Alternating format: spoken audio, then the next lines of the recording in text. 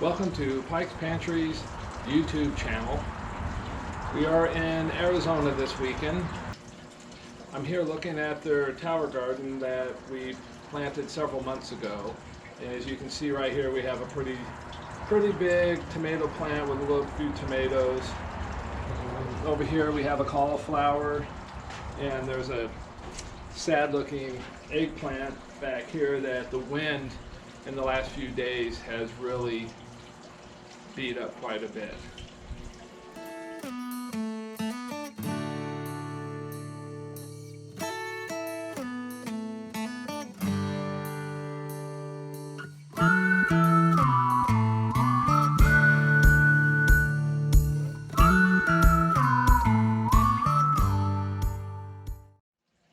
As you can see, the tower is quite empty at this time. So my parents are getting ready to go out of town for about a month, and they've eaten through all of their vegetables and their fruits, such as plants. They got some eggplants, they got lots of tomato, cauliflower, and here's some pictures of what the tower looked like when we started it and some pictures of growth over the weeks.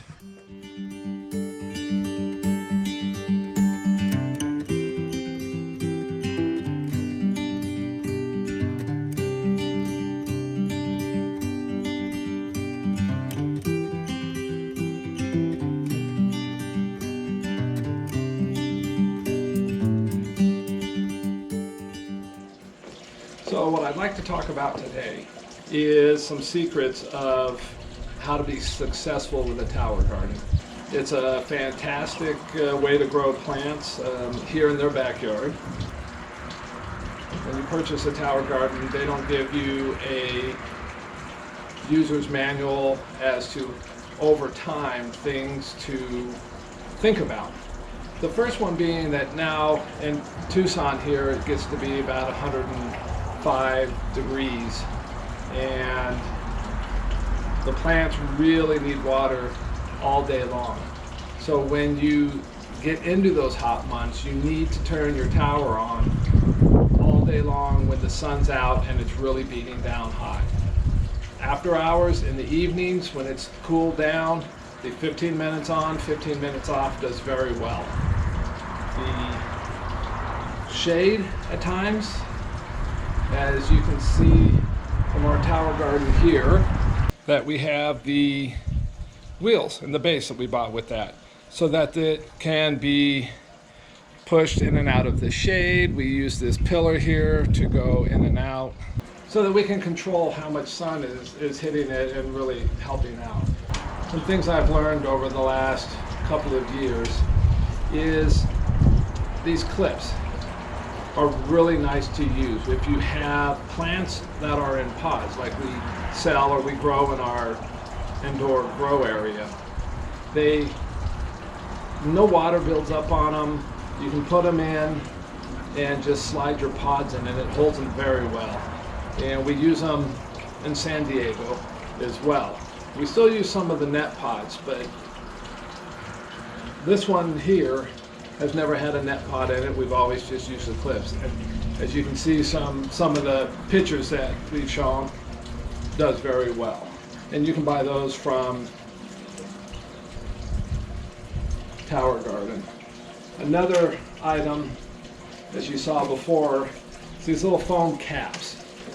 These are net pot covers, and they're designed to put into a net pot, put a plant in it, put it in, maybe soak it in an aquaponic system. So we use those to cover holes that we're not using at the time. It keeps the sun out, it keeps algae down. It's just a good way to keep a cleaner, tighter system. Some of this green tape for plants is really good to have on hand to tie tomato plants to the rack, and tomato plants will just fall over. They grow in all different directions, so you can kind of control where they're going. I've also got a pH meter I purchased on Amazon, and we use that now instead of the little drops. We went through the drops and the paper got wet and things didn't go right. This just gives you a very quick pH reading. You can add your base, you can add your acid, depending on which way you need to go. And it really shows real quick the 5.5 to 6.5 pH that you're trying to get to. So those are a couple of the things that I've learned. Continue to grow plants. You can see on our other videos in San Diego, we've got 3 towers. We grow lots of plants and lots of food. So this one's going to be torn down in the next couple of weeks. It's going to be set aside, and in a month or so, when my parents return, we will plant it again. We'll set it up, start growing again. It takes some effort. You can't just put them out there. You have to pay attention to them. Not a lot. You can do a lot, but really need to look at what you're growing, how you're growing it. Plant placement is also another very important lesson that I've learned. I was growing my cauliflower at the bottom. They got really big. I thought they'd be heavy and need some support. I've now started to put mine at the top of the tower so they can grow up. So tomatoes grow fantastic in these if you want a lot of tomatoes, but it really takes a lot of landscape so that you can't grow some of the other plants because it just suffocates them.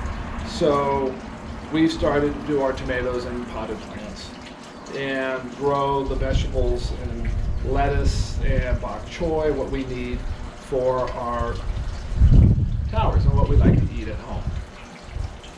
So I hope this video has some information that will help you to understand and learn quicker from someone who has been doing this for a couple of years. We think we're successful. We've learned a lot. And please like, subscribe, give us a comment or two.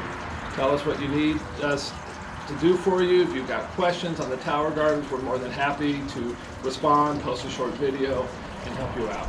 Thanks again for watching Pyke's Pantry YouTube.